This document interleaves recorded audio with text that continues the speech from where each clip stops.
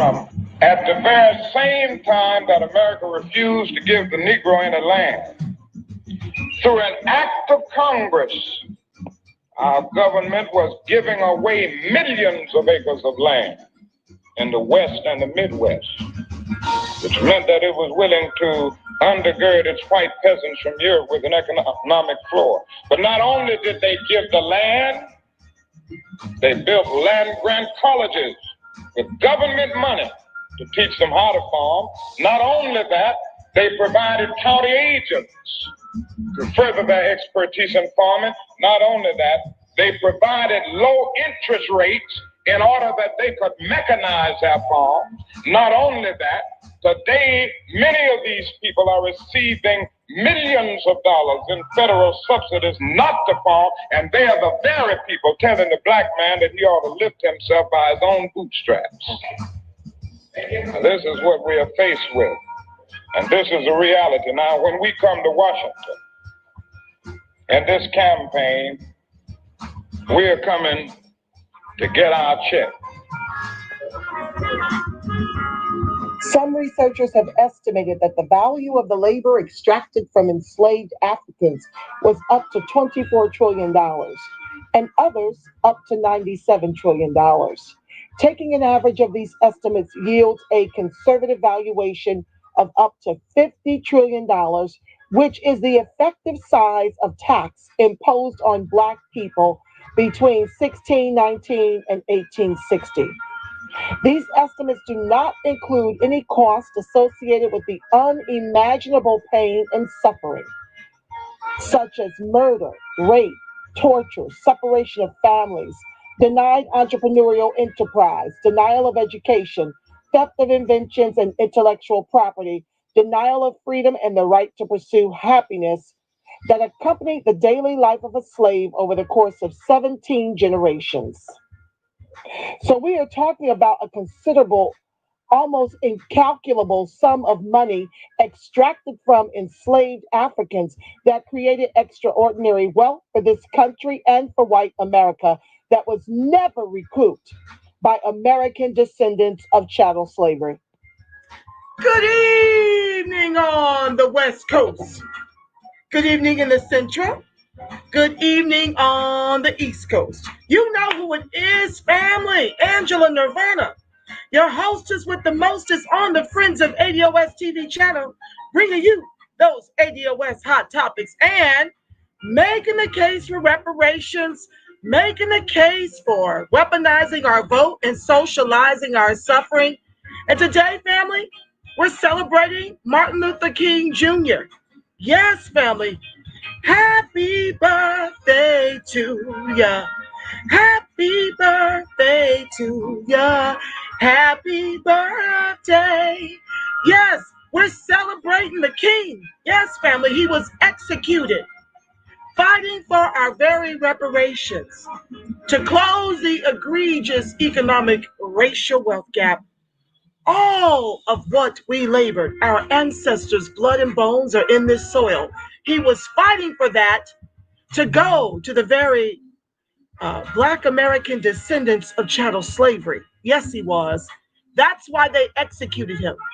I don't know if many of you know that in his last 3 years, he was fighting for reparations, and that's what the Poor People's March was about. Yes, he was making it more of a universal message, but for the most part, he was fighting for ADOS, his very own people, to get what was stolen from us by way of Jim Crow and accrued ongoing systemic racism, oppression, and disadvantage. We are owed on the low end around $104 trillion. We're working with a median between what most researchers say is 24 to 93 trillion that is owed. Shawn Rochester, from the book we've been reading, The Black Tax, The Cost of Being Black in America, he took a median of that, 50 trillion.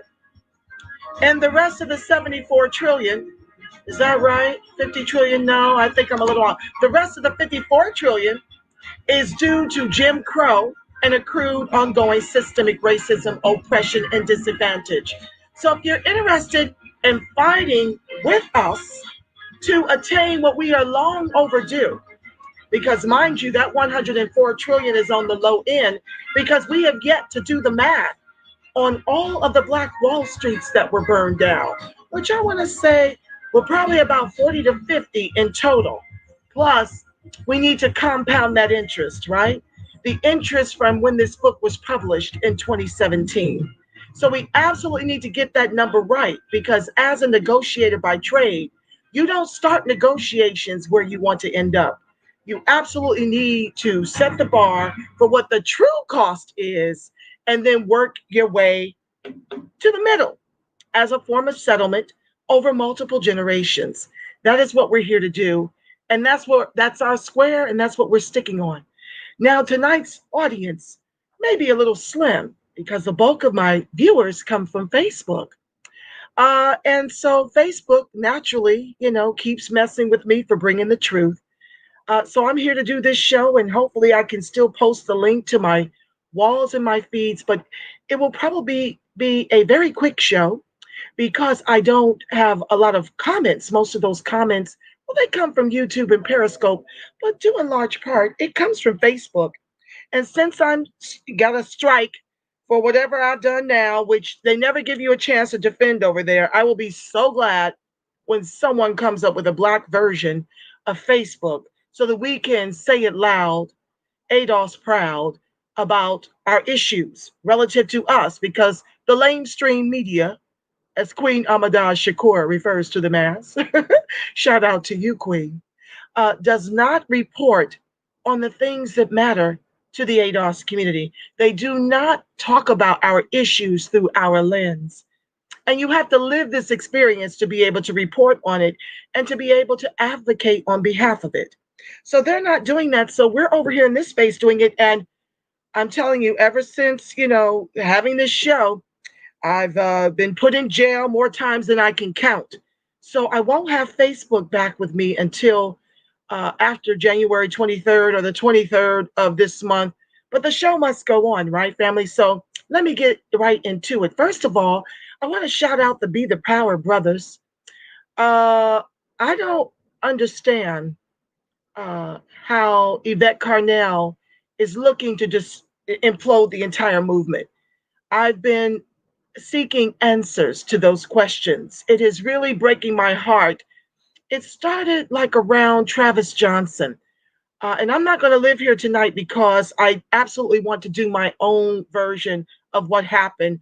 I know people are seeing my name out there circulating a lot, but a lot of this started with Travis Johnson, who was trying to organize a Selma March. It just seems like those of us who founded the movement on her behest, we're out here forming movements because we were getting filled with all this political education through Yvette.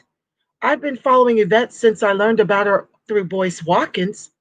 And we had, been supporting Yvette, and we helped her get from a small base of subscribers to 80,000. I mean, I was sharing her and Tone's videos, 40 going north, 100 going north. You hear me? Trying to get them the exposure they so deserved because they were educating us politically. And I was thrilled because I found my tribe all over the country. And I found it not just within the ADOS movement. We all bleed American descendant of chattel slavery, whether you go by FBA, whether you go by B1, BF1, BTP, it doesn't matter. We're family. We're united by our lineage. So it doesn't matter what you call yourself. And everyone from all the grassroots has been in support of my show since I started it back in 2019 after being a founding member of ADOS SoCal. And for the last 6 years prior, listening to Yvette, we kept asking and begging for solutions. She told us that we were the solution. So we went on our merry way becoming the solution. Then all of a sudden, instead of picking up a phone, she comes through and she steamrolls our efforts.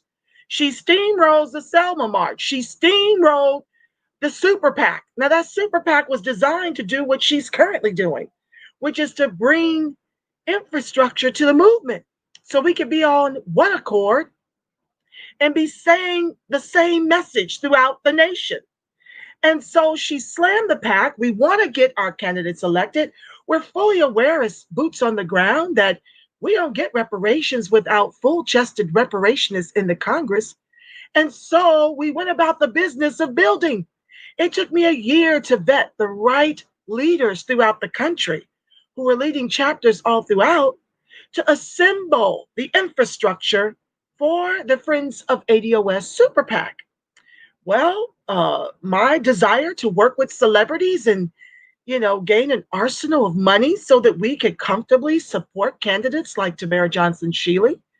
Uh, those efforts were taken out of context. I was dragged by comrades and minions of Yvette's alike in the Twitter space. And yeah, it really took the wind out of me to see this thing unraveling at that early after we were told to go and be the thing. So now she has an interest in taking it over. Well, we're already 2 years into the process, 18 months. And now our hands are being tied, and we're told that she doesn't want us working with grassroots. We're told she doesn't want our media. She doesn't need our media. The media is not for her outside of promoting what she was doing to try to get more people involved in the movement. But it's difficult to do that in a climate of slinging chairs. That's not what we're here to do. We got a lot of work to do. And so as a result, it's hard to get people to join the movement because of all of the infighting. So Be the Power did an awesome show coming to our defense. I have to give them a shout out and give them much love because, they were in the hot seat and being dragged when I know firsthand that they, like me, was always pushing Yvette, always pushing the ADOS movement. And for them to be dragged, I'm not over in Twitter because it's not good for my mental health. I'm not on Clubhouse. I have a presence there, but I really don't go there because it seems to be messy from what people are sharing with me. My comrades are sharing how messy it is. And when you start in the energy of throwing chairs, you create a movement that does nothing but throw chairs. Where's the work being done? Okay. So shout out to Be the Power. I'm seeing some very dreadful things about them wishing death on the ADOS. How can they preach death on their channel to ADOS when they themselves are ADOS? How can they do that when they've been in this space doing political education and boots on the ground since 2009? That is not how these brothers are wired. And so for Yvette to put up a post that this is coming from something they said, it's like adding fuel to the fire. And as leaders, that's not our role. We don't add fuel to the fire. We are boots to the ground, changing the face of these politics to bend our way. And nobody has time for people who want to insert themselves in a movement that they told us to create, bringing much chaos instead of reaching across the aisle to ask, how can I help? Because you never wanted the movement in the first place. And so I don't know what this is about. I don't know. People believe it's a grift. I was accused of being a grifter, so I'm not going to throw the term out, wildly, but it's mighty bizarre that not only are you slinging chairs to what you call outside agents of chaos, you're actually fighting with the very people that gave birth to this movement. You told us we are the movement.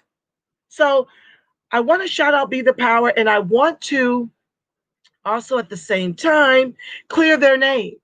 They in no way, shape, or form in neither part one nor two wished ADOS, the lineage, death, or even death on Yvette and Tone. They simply came with receipts and they gave the real creators, the real leaders of this movement, all kinds of love. And I thank you so much for vindicating my voice. I want to thank everyone who's been a patron of my show, who stood by me when I was low key being shaded for trying to bring infrastructure and money for our candidates in every level of government so that we could get the reparations we are long overdue. We need to be in a position to unseat the current Congress. I don't understand how you cannot be for the only reparationist amongst us running for Congress, Tamara Johnson Shealy. And let's stop pretending like this is about money.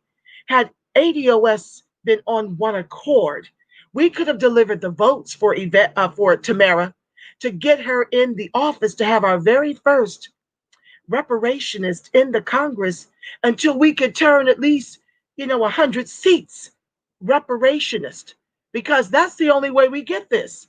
Right now, we've got Sheila Jackson Lee, who's descends from Jamaican immigrancy. Now, I don't know if she was born in the States, but I do know she is Jamaican. And as a result, there's nobody going to do the bidding for American descendants of chattel slavery other than us. And so she's got this toothless HR 40 that, oh, by the way, has 100 more signatures, 150 more signatures. Why? Because as the movement, all of us throughout the nation were putting in that work. The revolution is being social mediaized. So we were putting in that work after being told to go and move. That's what Yvette told us to do, and that's what we did. And therefore, reparations was on the presidential debate stage. Reparations is on everybody's lips right now, of which I'm about to get to momentarily before I get into our reading for this evening. It is everywhere. Thanks to the ADOS movement, Be the Power, even FBA and B1 have been on reparations.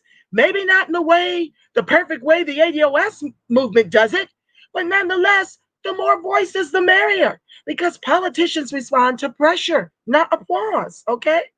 So that's what we were taught to do. We come with that data, and we are not just fighting for national repair. Down here in California, we fought for AB 3121 to be passed with the help of us. Ice Cube. He put pressure on Maxine Waters, who put pressure on Gavin Newsom, and we got the AB 3121. Now, as the movement, we're able to have a voice as to who sits on that commission, because that also matters, family. Why does that matter? Well, I've been sharing with you guys about how Ward Connerly, back in, I want to say, 96, actually came with Prop 209. He undid affirmative action. He dismantled it. He is ADOS, and he dismantled. Okay. He dismantled affirmative action for ADOS. And as a result, shout out to Shanna Kim, ADOS Bay Area. She shared with me how, I want to say, 40% of UC Berkeley's attendance is white, 30% is Asian, 30% is Hispanic, only 5% of American descendants of chattel slavery were enrolled in UC Berkeley in 2019. So all skin folk ain't kinfolk. And this is what I'm going to show you tonight in my demonstration for this fight for reparations. So I just need for you to understand that just because they look like us don't mean they're for us. And we are the sole reason all of the leaders who are being dishonored and disenfranchised right now are this movement. I don't care if you want to pick it up 2 years later and want to insert yourself and silence everyone because we've gotten you to 80,000 subscribers. You didn't do that on your own. You did that as a result of the people, boots on the ground, promoting your show and singing your praises in every episode of what we do. And so I really do hope you have a come to Jesus meeting, Yvette, and understand that united we stand, divided we fall. We need all hands on deck right now. We have no time to waste throwing chairs. You need to totally shift that ideology, dial your minions back, and let's get the work done. We have no time for it, absolutely none. So with that said, family, let me help you understand how we are doing large part responsible for how reparations is front and center of this country right now. Let me share the screen.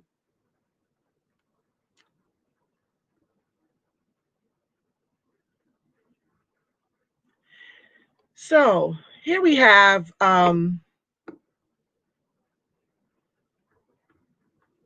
UN report on extreme poverty in America. Read the UN Special Monitors report. I'm not going to read all the articles, but as usual, I'm going to make my commentary in between. So Philip Alston, the UN Special Rapporteur on Extreme Poverty and Human Rights, spent 10 days touring America. This is the introduction to his report, A Journey Through a Land of Extreme Poverty. Welcome to America. So here you have a picture of the homeless sleeping in what looks like a cathedral.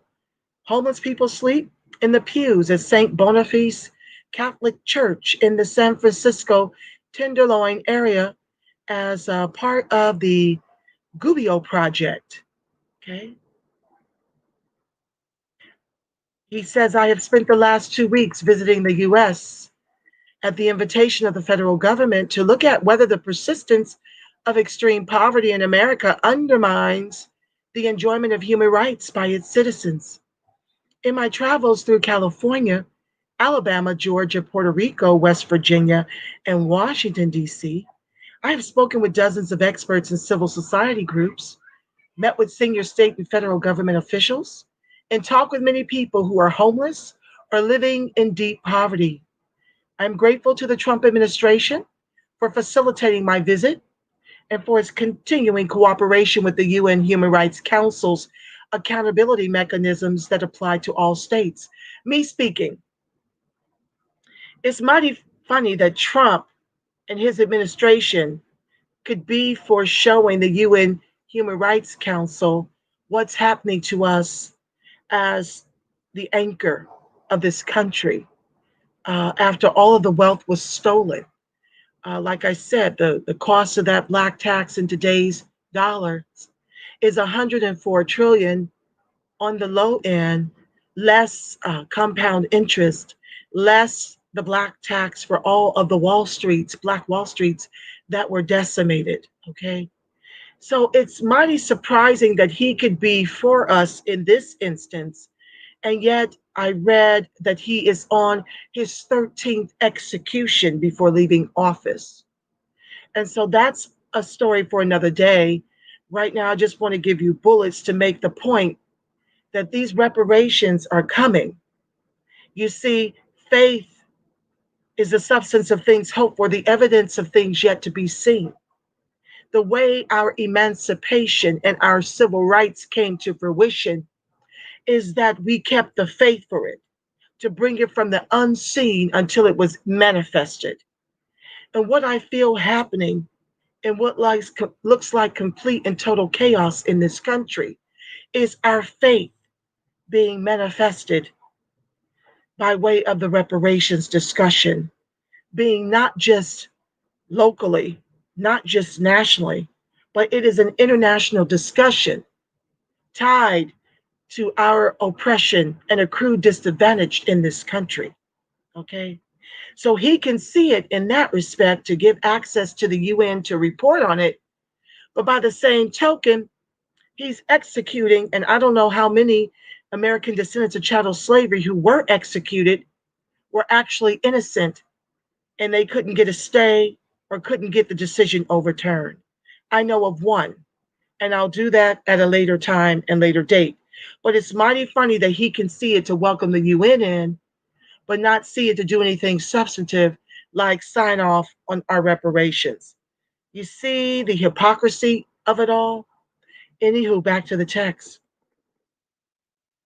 My visit coincides with a dramatic change of direction in U.S. policies relating to inequality and extreme poverty. The proposed tax reform packages stakes out America's bid to become the most unequal society in the world and will greatly increase the already high levels of wealth and income inequality between the richest 1% and the poorest 50% of Americans. The dramatic cuts in welfare, foreshadowed by Donald Trump and Speaker Ryan, and already beginning to be implemented by the administration, will essentially shred crucial dimensions of a safety net that is already full of holes. It is against this background that my report is presented. Me speaking. So it was Bill Clinton and Hillary Clinton who donned American descendants of chattel slavery, uh, welfare queens, welfare queens, while camouflaging the fact that our government and corporate and Wall Street are the biggest welfare queens and kings. You see, they like to capitalize their profits and socialize their losses at the expense of the taxpayers. They've received trillions in a bailout, right? And yet, family, we've received dirt. You can't come after 6 months between a $1,200 stimulus and now a $600 per person stimulus and think you're doing anything great for an American people who are already, well, I'm going to speak for ADOS, American descendants of chattel slavery, who are already dying disproportionately from COVID. We have the most disproportionate number of cases of COVID. And we also suffer from environmental racism. We're being been redlined into environmentally racist communities, environmentally racist tenement housing. Uh, we have the school to prison pipeline. We've got lack of income. Our incomes, when we do have work, have been suppressed. That's if and when we can find jobs. Like I said, the affirmative action here was dialed back by an American descendant of chattel slavery, Ward Connerly, and ADOS California got involved with the push to get Prop 16 passed to restore us those rights that were taken away from Prop 209, thanks to ADOS Ward Connerly. And so now Prop 16 failed. So we still don't have affirmative action down here, as is true for the nation, right? We can't get gainful employment and high level management, even though we're degreed. I've often shared with you guys that here in LA, we're 44% of the degree, but only 6% of the private sector. And so, uh, with that being said, we don't have the income to start our own businesses. Lots of money and set asides are woven into legislation to help the immigrants climb up over top of us and take the place of our white oppressors who are a dying breed. Okay. Um, Affordable housing. We're being gentrified out of our communities. When you don't have income and they come in and gentrify, you can't afford the property taxes, you lose your home. Many of us can't even afford the down payment to buy a home. So, this ideal of us being welfare queens started with Hillary Clinton. And this is why I'm constantly stressing that unless we weaponize our vote and socialize our suffering, instead of showing up to vote blue no matter who, we're going to continue to be the anchor of this country who's stolen all of the wealth that was created by our ancestors' blood. And their blood and bones are meshed with the soil in this country. So yeah, they want to. Uh, Clinton started with the rollbacks on welfare. And my whole thing to the Republicans is, you can't assist the Democrats and vice versa in being the problem and want our vote to be the solution. And we have got to stop rewarding these Democrats in the way that we do so willfully. Because when we do that, we oppress our own people deeper and deeper into the bottom of the ocean floor. That's what we're doing. I mean, like beyond the ocean floor, into the center of the cavity of the earth is where we're pushing American descendants of chattel slavery by continuing to vote blue no matter who. We must become more politically educated. My push is for a red top and a blue Congress to shut government down until we can replace the lames. Okay, this is nothing unakin to what Dr. Charles Morris, of Abyssinian Church recommended to the people when Teddy Roosevelt, after delivering him the vote, the victory, dishonorably discharged 167 Buffalo soldiers after who were wrongfully accused of murdering a second white man after being quarantined in their barracks for being accused of murdering, falsely, I might add, falsely accused of murdering the first white man. Dr. Charles Morris said, "You shot us when our guns were empty. And as a result, we're going to return the same by delivering a blue top and a red Congress to protect the Black South." At that time, we were predominantly Republican. All I'm recommending is what he so brilliantly recommended in the reverse. Make them suffer until we can replace the lanes because the CBC isn't cutting it. You've got Indians who've got COVID relief.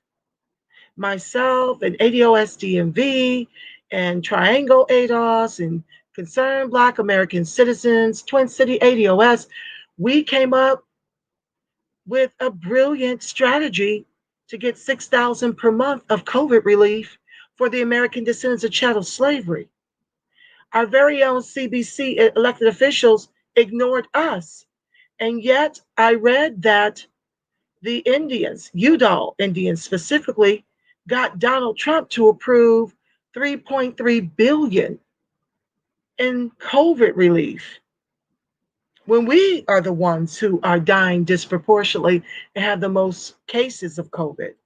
They get 3.3 billion. So we've got to break this cycle of just voting blue no matter who. It's not serving the people, it is further oppressing the people. We are helping our own government to oppress and extinct us. Anyway, back to the text. The dramatic cuts in welfare. Okay, I did that part. Welcome to the live. I don't see you because I'm actually over uh, on the internet reading the article as I scroll through it with you. But welcome, one and all. The United States is one of the world's richest and most powerful and technologically innovative countries.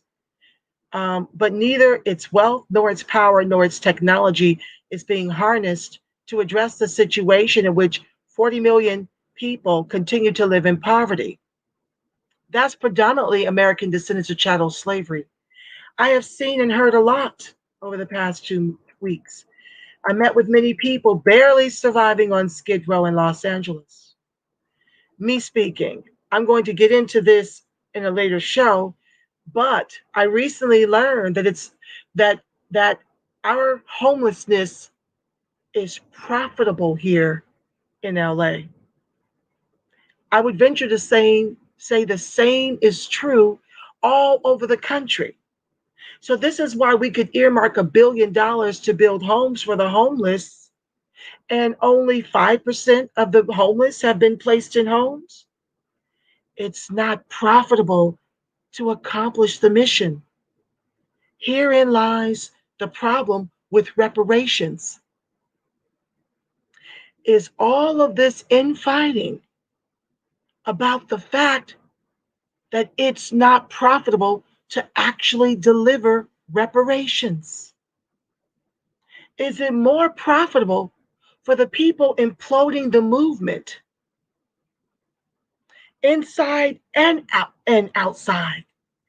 Is it more profitable to sling chairs than it is to be delivered the reparations in the trillions over multi generations? Well, let me help you with something, family. There'll still be shows for you to do. The work doesn't begin and end once we get the repair. The biggest fight has yet to really happen. Once we get the repair, how to get the repair in our bank accounts. You will have a long life in Black news media, the new Black media, here in the social media spaces. You'll still be able to make your shmoney. Yeah, that will not go away just because we get what we're all fighting for. So you can actually put the chairs down. You will have a whole lot of news to report on as you work feverishly to fight off the $5 American descendant of chattel slavery in the persons of white folks and immigrants. You'll have plenty of news to report. You are here to stay. If that's any consolation, you will continue to grow once you put the chairs down and get to really doing this work. So back to the text.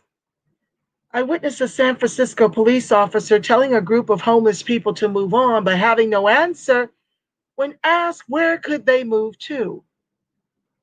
I heard how thousands of poor people get minor infraction notices, which seem to be intentionally designed to quickly explode into unpayable debt, incarceration. You remember debtor's prison? Same thing, new day.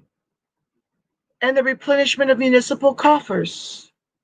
I saw sewage filled yards in states where governments don't consider sanitation facilities to be their responsibility. I saw people who had lost all of their teeth because adult dental care is not covered by the vast majority of programs available to the very poor. I heard about soaring death rates and family and community destruction wrought by opioids. Me speaking, of which the government has earmarked $1 bazillion to give their white folks in the opioid crisis the very therapy and drug treatment that American descendants of chattel slavery were imprisoned for in the new institution of slavery called the private prison industrial complex. And I met with people in Puerto Rico living next to a mountain of completely unprotected coal ash, which rains down upon them, bringing illness, disability, and death. How about Cancer Alley for American descendants of chattel slavery? How about lead water in Flint, where the governor is going to get off with a slap on the wrist? The Republicans and the Democrats alike are responsible for lead water. And about 10,000, I want to say 10,000 people have died from the lead water in Flint. I've got to pull the article up to be more accurate in what I've read. I can't read y'all all the articles, but I'm trying to go off my memory. Okay. How about hookworm? In our Black leaders' democratically led cities.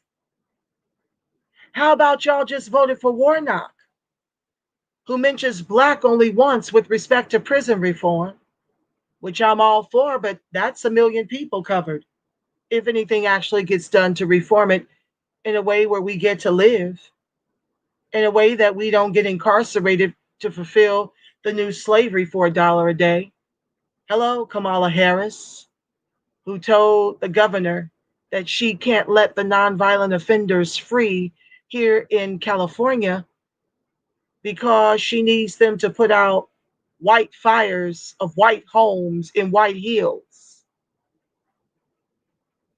Yeah, y'all just did that. 90% of you showed up to the polls to vote for Warnock instead of weaponizing your vote and holding his feet to the fire for the very reparations we, as American descendants of chattel slavery, have been fighting for 2 years to procure. We had a full chest of reparations as Tamara Johnson Shealy that you guys failed to vote for.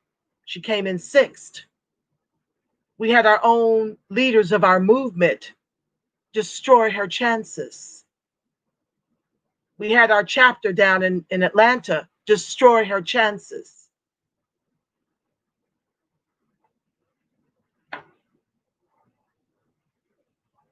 So you don't need to go to Puerto Rico, although I feel for Puerto Rico and anybody suffering poverty at the expense of lining the pockets of the oligarchs that run this country.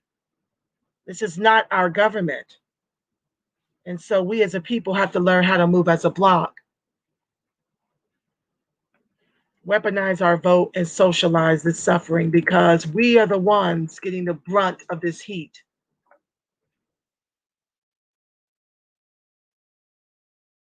Okay, I toured. Oh, wait, I'm sorry, I jumped.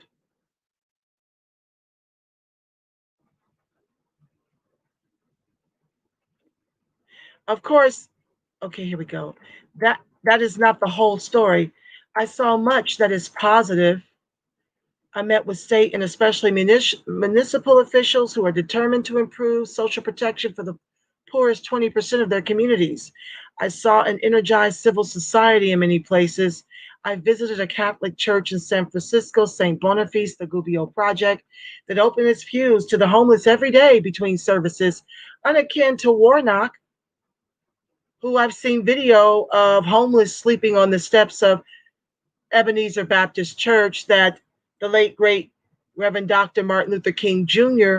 once was the pastor of. I guess they sweep them off for appearances when it's time to carry church services, but they're just right across the street from what I understand in Atlanta. And you don't mention reparations to close the over $100 trillion egregious racial wealth gap stolen from American descendants of chattel slavery. Yet 90% of American descendants of chattel slavery delivered him. 85% of our electorate delivered Biden without demanding check tangibles. Nothing changes until we change, family. I saw extraordinarily resilient and community solidarity in Puerto Rico. I toured an amazing community health initiative in Charleston, West Virginia, that serves 21,000 patients with free medical, dental, pharmaceutical, and other services overseen by local volunteer physicians, dentists, and others, health right, and indigenous communities presenting at a U.S. Human Rights Network conference in Atlanta lauded Alaska's advanced healthcare system for indigenous people, designed with direct participation of the target group. Where's our Congressional Black Caucus? Where are our officials so that he can have something to brag about when it comes to American descendant of chattel slavery, who are, since COVID, over 50% of the families that are homeless in this country? Down here on Skid Row, 90% of the homeless are American descendants of chattel slavery. Many war vets down there. American exceptionalism was a constant theme in my conversations, but instead of realizing its founders' admirable commitments, today's United States has proved itself to be exceptional in far more problematic ways that are shockingly at odds with its immense wealth and its founding commitment to human rights. As a result, contrasts between private wealth and public squalor abound.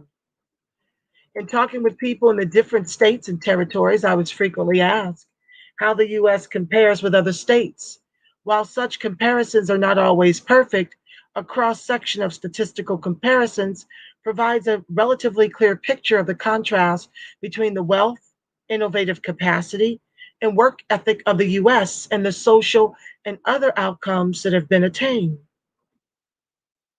By most indicators, the U.S. is one of the world's wealthiest countries. Me speaking. And yet we imprison more people in this country. 1 million American descendant of chattel slavery men are in prison, more than all the women in jail throughout the free world. It spends more on national defense than China, Saudi Arabia, Russia, the United Kingdom, India, France, and Japan combined, while they sit up and tell you we don't have the 104 plus trillion to repair what we have stolen from you. Okay. While they use this pandemic to line their own pockets and transfer all the rest of the wealth that Obama didn't give away to them in the first recession, where Obama created 1 million white millionaires during his tenure, and over 43% of ADOS lost all of its wealth, their homes. My home was spared. The blood is on the door. The Christ in me holds my world down. But the Christ in me doesn't do that just for me. The God in me has told me my purpose is to deliver the people from Pharaoh. I'm on my square. I won't be silenced. And I want to thank many of you who have, since all of the implosion of the movement, have humbly come to me and apologize for participating in dragging me. It takes a real Christ consciousness to humble yourself to say, I apologize. And do know that that's not lost on me. And I don't hold it against you. I forgive you. But yeah, know this, those of us who have assets, and those of us who have education, and those of us who have jobs, your wealth is not your own. It's not okay for 10% of us to be okay and the 90% of us be suffering. And you better hope and pray that what the 90% is currently experiencing doesn't come your way as you sit in moral judgment and want to put band-aids on these situations and turn a blind eye and go back to your life. It may not, I don't wish any ill on you, but your wealth and your comfort and your creature comforts aren't just for you to sit smugly and look down on the 90% who aren't as blessed as you are. You've got to pay that forward. And that's what I'm doing. So I don't care how much people come for me, call me elitist. I'm an elitist social justice advocate. I'm not elite. I mean, I am in terms of my security, but I understand from whom my blessings flow. I understand that the God in me, because I've got a spiritual practice. That's all the sponsor I've got, the God in me. Making sure I get up and keep going despite what I feel about it, what I think about it, continuing to speak truth to power. And I'm saying we've all got our purpose.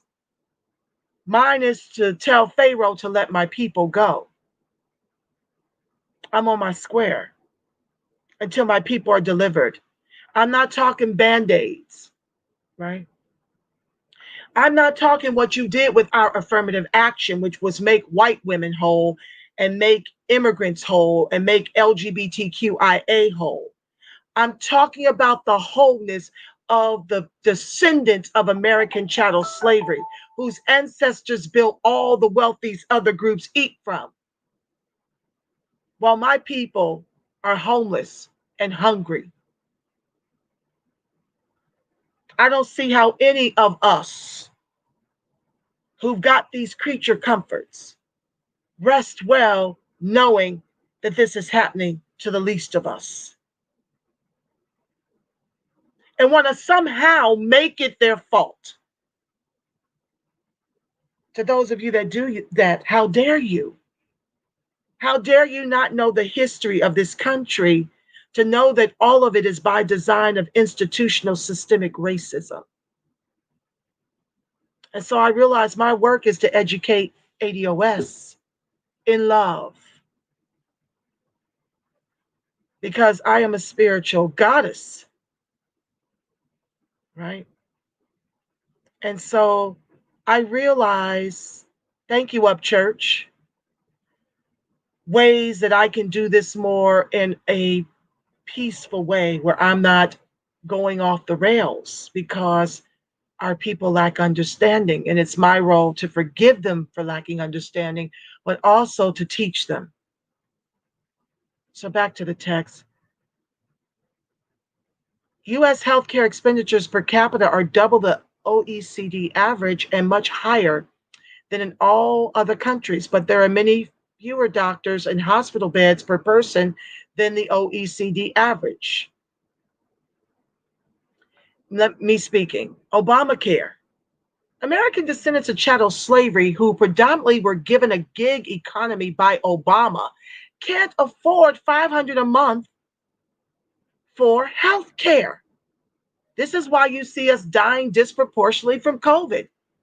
No health care. Even when we got health care, I've shared with you in previous archives, right?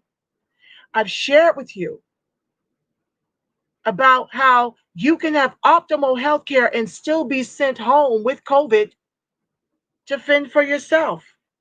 It happened to my nephew. My sister had to beg for a COVID test even though he was exhibiting COVID symptoms. The black side of town sent him home. She had to quarantine him, steal him away to a hotel to try and recover. He got progressively worse. She had to take him to a hospital on the white side of town for treatment. This is Adolf's life. He had health insurance, and remdesivir was $5,000 in installation. So most of our people are out here on a wing and a prayer. And we're losing, and they're talking about a second strain of this nonsense while trying to vax us with a vaccine that's only been on the market 9 months.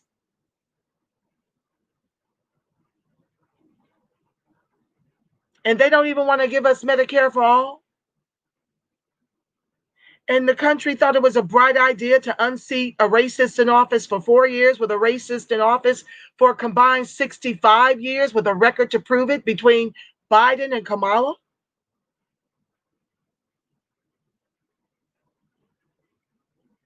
U.S. infant mortality rates in 2013 were the highest in the developed world. Americans can expect to live shorter and sicker lives compared to people living in any other rich democracy, and the health gap between the U.S. and its peer countries continues to grow. U.S. inequality levels are far higher than those in most European countries. Neglected tropical diseases, including Zika, are increasingly common in the USA. It has been estimated that 12 million Americans live with a neglected parasitic infection. A 2017 report documents the prevalence of hookworm in Loudoun County, Alabama. Who's the senator in Loudoun County, Alabama? The U.S. isn't that a black woman down there? Y'all type it in the chat so I can keep it moving. I'm already almost at an hour. I'm not going to be able to get to all my articles as I had hoped. So I'm going to stop it right here and pick up where I left off on Friday, when hopefully I'll get my Facebook back. The U.S. has the highest prevalence of obesity in the developed world. Yeah, food deserts too, right? Food deserts, people medicating on sex, medicating on drugs, medicating on food. A lot of mental trauma, a lot of post-traumatic slave syndrome is happening to the American descendant of chattel slavery that drives this obesity factor. People stuffing themselves so they don't have to feel. Someone shared with me, not shared with me, but had a post where they disparaged Black women for having a standard that was too high and too outrageous. This same person that came for me is expecting Black women to be the image of a Black Kim Kardashian. But Black women aren't allowed to have that same standard. Why shouldn't we, as educated women, desire men of like pedigree? And why should men of like pedigree want to be intermarrying everything but a black woman of the same pedigree? So, yeah, we may be marrying each other, I told him, but hey, that black woman goes through hell because she can't be the black Barbie. She can't go under the knife and get rid of all her flaws. He shared where 80% of black women in this country are obese. I shared where 70% of black men are obese. There's a lot of issues that drive that. So don't look to us to lower our standards while you're still expecting of us to be the black Kim Kardashian, who ain't even real.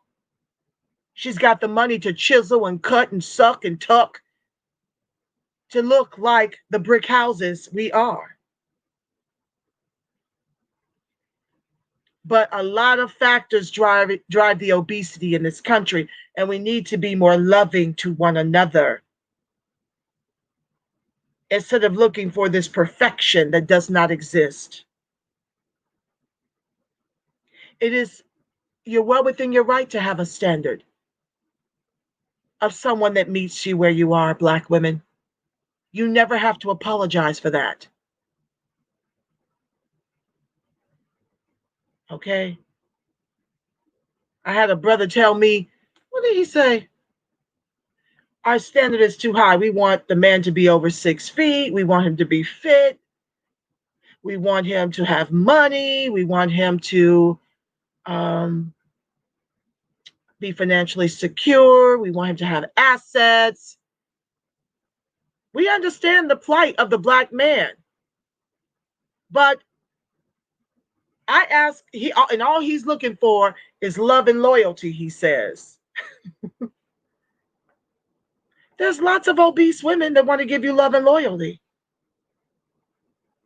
And so when I ask him about that, why is he talking to me? Because I have a standard, right? I have a standard.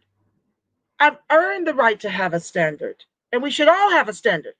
So when I drill down and ask him, well, how many kids do you have? 5. Oh, by one woman? No. Have you ever been married? No. How many babies mamas do you have? 5. But I'm admonished.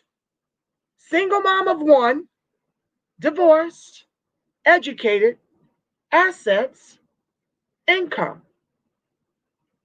for having a standard.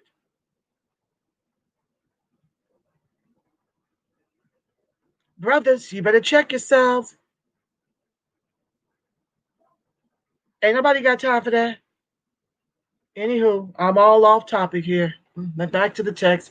In terms of access to water and sanitation, the U.S. ranks 36th in the world. America has the highest incarceration rate in the world, ahead of Turkmenistan, El Salvador, Cuba, Thailand, and the Russian Federation. Its rate is nearly 5 times the OECD average. Let me silence my phone, family. This is Adolph's life. Y'all don't meetings jumping off, but I want to do this show in peace, so let me silence it. Okay. El Salvador, Cuba, Thailand, and the Russian Federation. Its rate is nearly 5 times the OECD average. The youth poverty rate in the United States is the highest across the OECD, with 1/4 of youth living in poverty compared to less than 14% across the OECD. The Stanford Center on Inequality and Poverty ranks the most well-off countries in terms of labor markets, poverty, safety net, wealth inequality, and economic mobility.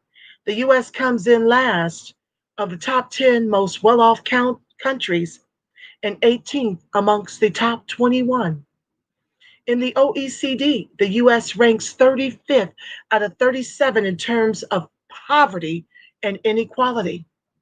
According to the World Income Inequality Database, the U.S. has the highest Gini rate measuring inequality of all the Western countries. The Stanford Center on Poverty and Inequality characterizes the U.S. as a clear and constant outlier in the Child Poverty League. U.S. child poverty rates are the highest amongst the six richest countries: Canada, the United Kingdom, Ireland, Sweden, and Norway. And I'm going to stop right there, family. We're at 6 o'clock. What's up, York 2700? Thank you for joining the live. Oh, thank you, York 2700. On the total package. I received that. Thank you. I believe so too. So with that said, like I mentioned earlier in the show, we're missing a large part of our audience because Facebook has shut me down. So they couldn't get the notices, but I will be posting the link and the show must go on. So with that said, family, I thank you for being with me on the live here. And I appreciate you giving it a thumbs up. And I appreciate you sharing the text. So, like I mentioned prior, I do this education for us to understand the debt we are owed in the trillions over multi generations. I mentioned that it's 104 trillion. That number is derived from slavery, present value of black labor in 1860, the Homestead Act from 1862 to 1935, sharecropping, Jim Crow Society, 1870 to 1935, the Great Economic Expansion, 1935 to 1965, including labor, education, housing, post civil rights era, 1960 to the present, 6 decades of a persistent black white employment gap, missing intergenerational inheritance, continuing cost. 300, I'm not going to read all the continuing costs, but we have about 735 billion in recurring costs that we are owed by this country that our ancestors built with their lives. So, with that said, let's jump to the next section I'm going to read to you, and then I'll pray you out, and we'll be done with with the 2 hours we've had together, okay? I hope to get this done in less than an hour, truthfully. But you know, I do my commentary in between. I do this to strengthen our resolve in our fight for reparations in the trillions over multi generations. The more you know, the more you can join in this collective effort to get what we are long overdue. So, we're on the power of deposits tonight, and I'm going to stop with that. It's just a few pages. 0.04% of all U.S. deposits, or the equivalent of $4 out of every $10,000 deposited, is in Black owned banks. If deposits in Black banks were proportional, now this book was published in 2017, so keep that perspective when you're listening to me, okay? If deposits in Black banks were proportional to the U.S. Black population, it would be closer to $1,400 out of every $10,000 instead of just $4 out of every 10,000. To make matters worse, African Americans deposit just 2% of their total deposits with Black owned banks, which leaves Black banks with an extremely limited ability to fund the growth and expansion of Black businesses. Meanwhile, Black businesses receive higher interest rates and higher denial rates than white businesses with the same credit. Black, Hispanic, and Asian minority owned banks have $194 billion in assets. 2.5% of those deposits are in Black owned banks. Black owned small businesses received less than 2%, 1.7% of all loan money distributed through the SBA. To better understand the power of deposits, let's first look at banking. The banking system is the lifeblood of every economy. No country or state can be strong financially secure if it does not have a strong banking system.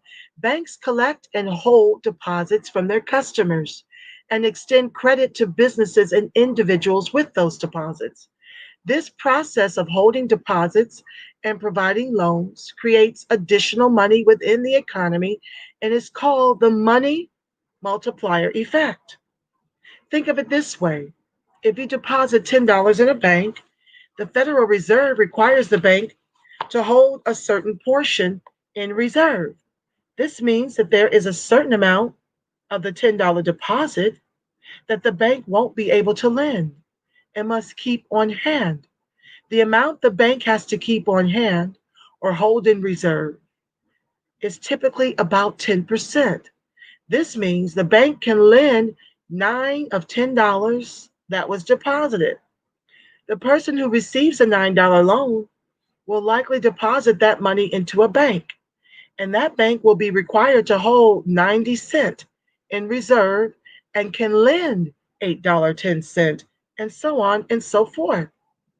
In a well functioning financial market, this process will continue until the initial $10 of deposits has led to the creation of $100 in incremental deposits. This can create a 10 times money multiplier effect on every deposit. This is vitally important because American descendants of chattel slavery have over $130 billion deposited in various banks, but only 2% is in Black owned banks. While Black Americans could be creating a massive money multiplier effect within the banking system, almost all of it's outside, almost all of it is outside of the Black community. Okay?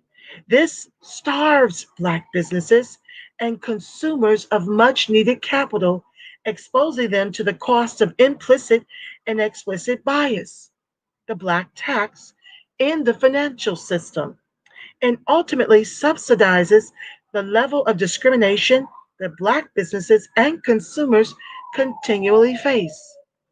The banking system generally works in the following way: consumers, businesses, and governments, CBGs, make deposits in banks. Banks provide credit, loans for consumers, businesses, and governments. CBGs spend money to fund their needs. This spending stimulates production, which in turn leads to employment, and employment creates more deposits. In the US economy, CBGs have $11 trillion of deposits within the banking system. Banks have made $15 trillion in loans to consumers, businesses, and governments. And those consumers, businesses, and governments spend $18.5 trillion, which supports 152 million civilian jobs. U.S. banks employ 2.1 million employees and are the circulatory system for the U.S. economy. This is why banks are bailed out during financial crisis and consumers are left to fend for themselves. Okay? This is why banks are bailed out during financial crises and consumers are left to fend for themselves. So I guess that's in defense of Obama, who chose to bail out Wall Street and left ADOS to lose 43% of their wealth, while 1 million white millionaires were created during his tenure. Then I guess Obama should not have been a no to our reparations in the trillions over multi generations. Moving on back to the text. There can be no transformative and sustainable economic development within the ADOS community if Black Americans do not place deposits in their own banks and require others who wish to do business with them to do the same.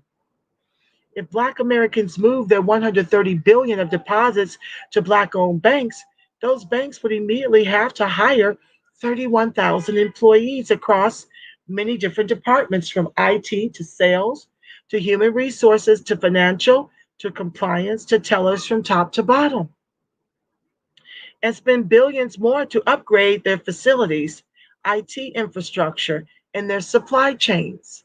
This would generate another 70,000 jobs within these supply chains. The net effect would be the creation of 100,000 new jobs, many of which can be sourced with Black talent. These Black banks would also be able to lend 120 billion $120 billion to Black consumers and businesses that need capital for homes, business expansion, and real estate development. This would increase the capital available to Black businesses and consumers by 30 times. And given that startup capital for Black enterprises has been funded almost exclusively by undercapitalized Blacks for almost 400 years, the impact would be a game changer, as would 104 trillion in reparations over multi generations.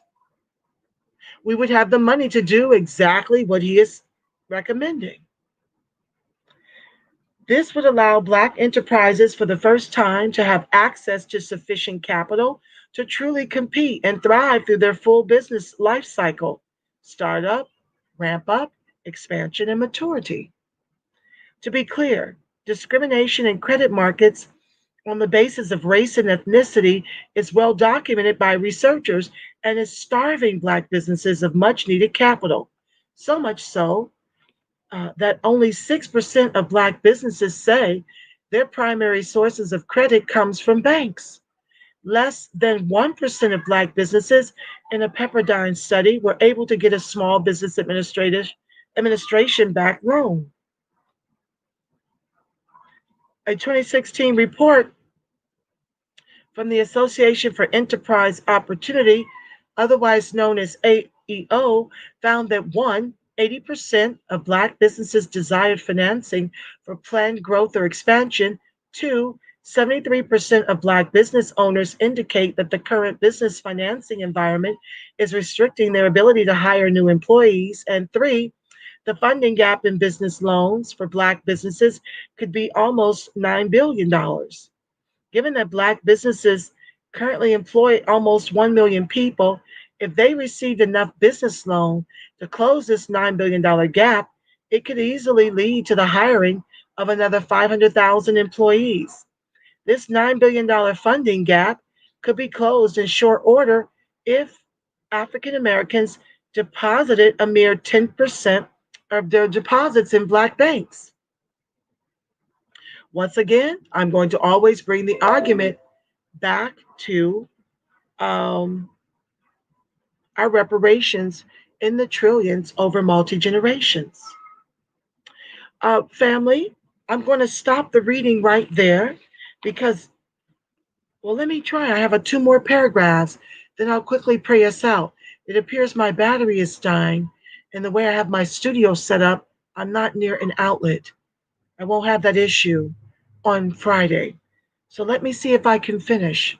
If African Americans had a well functioning banking system where Black consumers, businesses, employees, institutions, and supply chains, along with CBGs that want to facilitate economic development within the Black community, deposited their money in Black banks, those deposits could create over $1 trillion of incremental lending and deposits via the money multiplier effect.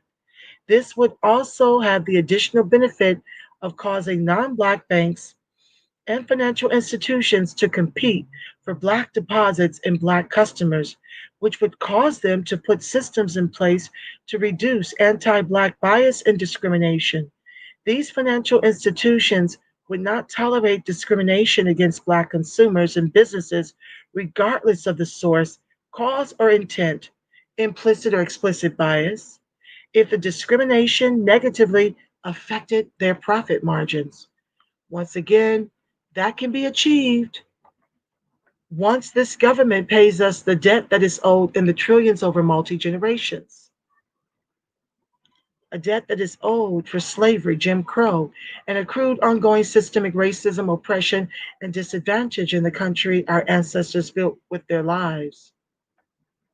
We are oppressed due to institutional systemic racism. I want to thank you for watching. I want to thank you for sharing. I want to thank you for giving a thumbs up.